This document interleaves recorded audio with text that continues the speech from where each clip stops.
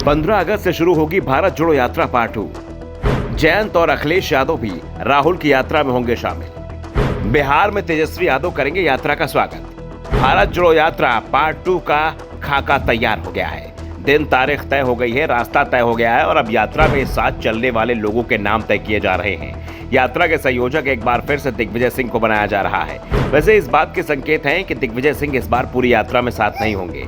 इसका सबसे बड़ा कारण मध्य प्रदेश विधानसभा चुनाव को माना जा रहा है, क्योंकि अक्टूबर में मध्य प्रदेश विधानसभा चुनाव का ऐलान हो जाएगा। इसलिए दिग्विजय सिंह बीच यात्रा में मध्य प्रदेश के प्रचार के लिए सक्रिय हो सकते हैं।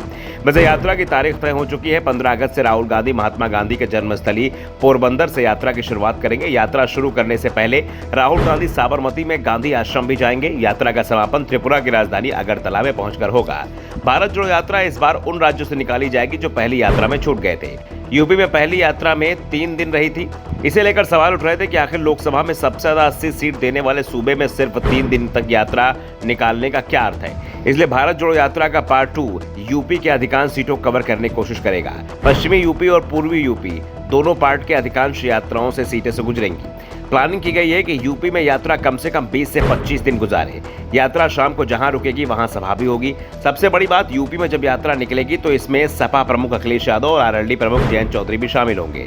कुछ दिन प्रियंका गांधी भी यात्रा के साथ साथ चल सकती हैं।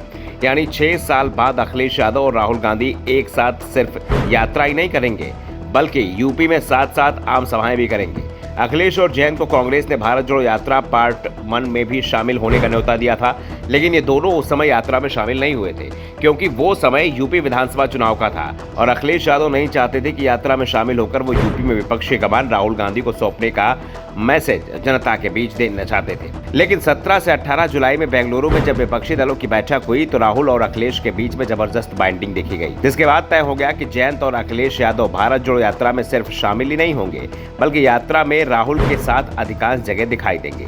यात्रा जब बिहार पहुंचेगी तो इसमें तेजस्वी यादव भी शामिल होंगे, लेकिन पश्चिम बंगाल में ममता बनर्जी के यात्रा में शामिल होने पर संशय बताया जा रहा है। दरअसल टीएमसी ये साफ कर चुकी है कि बंगाल में वो कांग्रेस से गठबंधन को तैयार है, लेकिन वामपंथी दलों के साथ कोई समझौता नहीं होगा। दूसरी ओर वामपंथी दलों ने भी ममता से किसी तरह गठबंधन करने से इनकार कर दिया है और कांग्रेस ने भी साफ कर दिया है कि वो वाम दलों का साथ नहीं छोड़ेगी। वैसे इस बार की यात्रा काफी चुनौतीपूर्ण होने वाली है, क्योंकि राहुल गांधी की पहली भारत जोड़ो यात्रा जिन राज्यों से निकली वहां कांग्रेस बेहद मजबूत है। राज्य में या तो कांग्रेस सत्ता में थी या फिर मुख्य विपक्षी दल। सिर्फ यूपी और आंध्र प्रदेश ऐसे राज्य थे जहां कांग्रेस कमजोर थी और इन दोनों राज्यों में सिर्फ 4 दिन यात्रा ने गुजारे। लेकिन अब भारत जोड़ो यात्रा का पार्ट 2 जिन राज्यों से निकलेगा उसमें कांग्रेस सत्ता तो दूर मुख्य विपक्षी दल तक नहीं है, और जहां सत्ता में है भी वहां सहयोगी के रूप में है, प्रमुख सहयोगी भी नहीं है।